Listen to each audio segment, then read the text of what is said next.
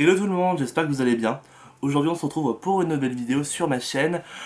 Comme d'habitude, je vous remercie vraiment de tous les retours que vous me faites sur mes précédentes vidéos. C'est super sympa de votre part, vraiment j'apprécie énormément. Voilà, vraiment je vous encourage vraiment encore à partager la chaîne autour de vous, à liker les vidéos, voilà, vraiment ça me donne, et me faire des retours, qu'ils soient bons ou mauvais, moi ça me fait extrêmement plaisir. Aujourd'hui on se retrouve pour une petite vidéo, je pense qu'elle va être assez courte, concernant le lancement de Disney+ en France. Disney+ est disponible depuis aujourd'hui en France, c'est-à-dire le 7 avril 2020. Et j'avais un peu envie de vous faire du coup une petite review de ce que je pense du site, de comment est présenté le site aussi, qu'est-ce que le site propose, quel est son catalogue, voilà, donc maintenant je vous laisse avec la vidéo. Donc le nouveau site de streaming de Disney a été lancé aujourd'hui en France, il est disponible depuis l'année dernière aux États-Unis et au Canada par exemple. Il a été lancé 2 semaines plus tard chez nous par rapport aux autres pays européens, par rapport à une demande du gouvernement, car il n'avait pas envie que les réseaux soient saturés par le lancement, ce qui est assez compréhensible au final quand même, mais frustrant. Disney+ propose un catalogue extrêmement varié et extrêmement volumineux de tout ce qu'ils ont pu produire, donc on retrouve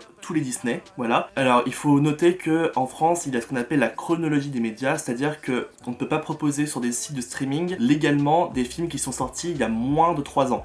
Donc c'est-à-dire que vous n'allez pas retrouver les derniers Avengers par exemple, ou tous les derniers Disney, comme par exemple La Reine des Neiges 2, vous n'allez pas retrouver les derniers live action comme Aladdin ou Le Roi Lion qui sont sortis en 2019 parce que du coup ils sont encore sous ce régime de chronologie des médias. Du coup on va retrouver tout le catalogue Disney, donc qui est juste immense. On va retrouver aussi le catalogue Pixar, le catalogue Marvel, le catalogue Pixar et aussi enfin tout le catalogue National Geographic. Le site de streaming a eu un lancement en grande pompe l'année dernière avec la sortie de la série événement Star Wars The Mandalorian. Ça fait partie de l'univers Star Wars, ça raconte l'histoire d'un chasseur de primes, voilà, dans l'univers Star Wars, qui en quête de retrouver, lors d'une mission un peu officieuse, de retrouver un être vivant qui est âgé, on dit de 50 ans, voilà, on sait pas encore lequel c'est, j'ai pas envie de vous dévoiler ça. Le premier épisode du coup sera diffusé ce soir, au moment où vous regardez la vidéo, donc ça sera le 7 avril sur Canal+, ensuite sur D8, ensuite sur C8 et ensuite sur C-Star. Donc vraiment voilà une énorme opération de communication autour de ça. En ce qui concerne le contenu du site internet, il est vraiment clair avec 5 univers distincts. Donc vous avez l'univers Disney, l'univers Pixar, l'univers Marvel, l'univers Star Wars et enfin l'univers National Geographic. L'abonnement coûte 7,99€, donc 8€ par mois ou 70€ à l'année. Vous économisez 15 à 20% je crois sur le total d'un an au final.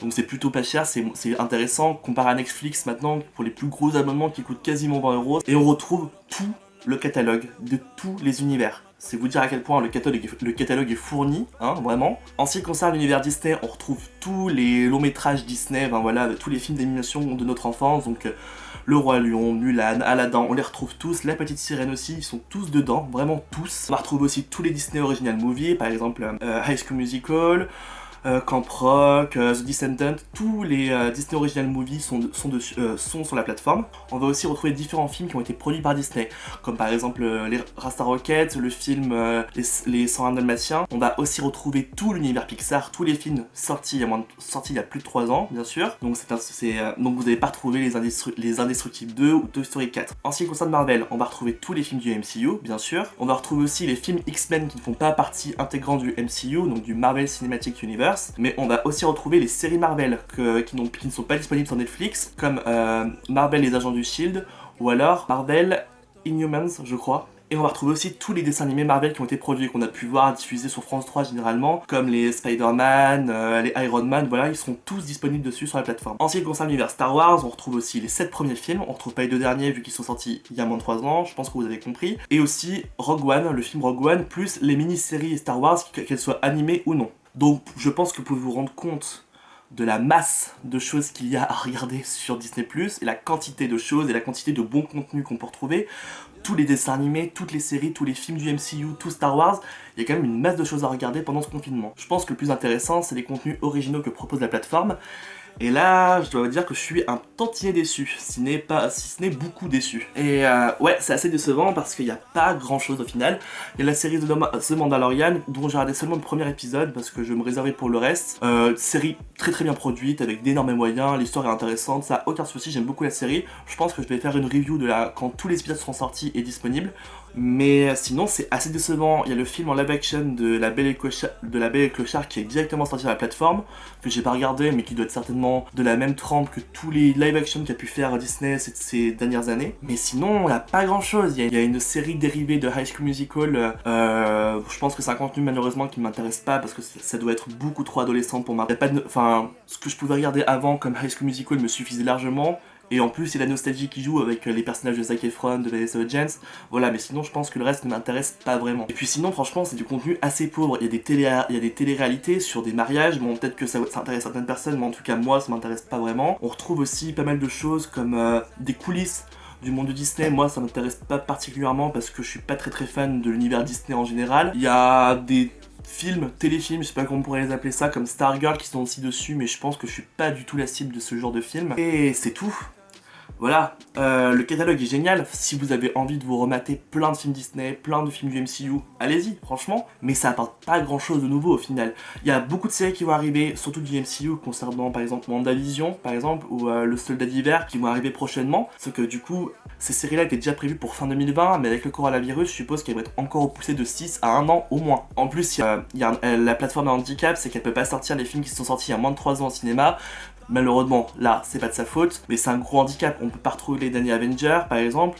Si vous avez pas eu le temps vous avez pas pu voir le dernier Disney, vous pourrez pas le voir avant 1 ou 2 ans, le temps qu'il soit disponible sur la plateforme. Je suis quand même assez content de me dire que waouh, je peux me remater tous les films Marvel quand je veux, tous les films Disney quand je veux, mais c'est assez décevant parce que moi je suis pas un grand fan de Disney. J'aime beaucoup Marvel, j'aime beaucoup Star Wars, mais Disney, bon, j'aime bien, mais c'est surtout rattaché à l'enfance et j'ai jamais vraiment accroché à tout ça. Donc je pense pour les personnes qui sont fans de Disney, n'hésitez pas, prenez l'abonnement. Moi je suis content de voir qu'il y a des séries Marvel et des séries Star Wars qui sont disponibles. Sinon, bah y a pas grand chose et je suis un peu déçu, je sais pas vous, mais bon, si je veux me mater le Roi Lion, je peux me mater le Roi Lion quoi, mais j'ai déjà vu plein de fois, c'est pas un film dont je suis hyper fan, donc je sais pas vraiment si ça va être si c'est pertinent que je prenne un abonnement tout au long de l'année. A voir après quand le catalogue sera plus riche avec les différentes séries Marvel ou Star Wars, mais sinon pour moi en tout cas, je sais pas si je vais continuer à prendre l'abonnement. Ah, j'ai oublié de vous parler, du coup National Geographic, ce sont quasiment que des documentaires ou quelques fictions, mais très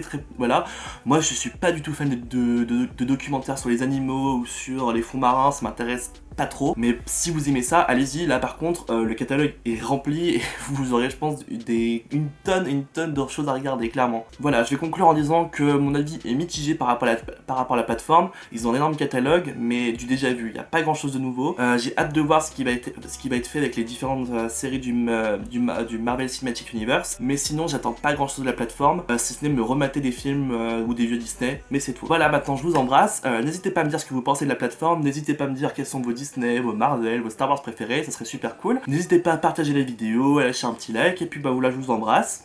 Vive la France et vive le confinement. Salut!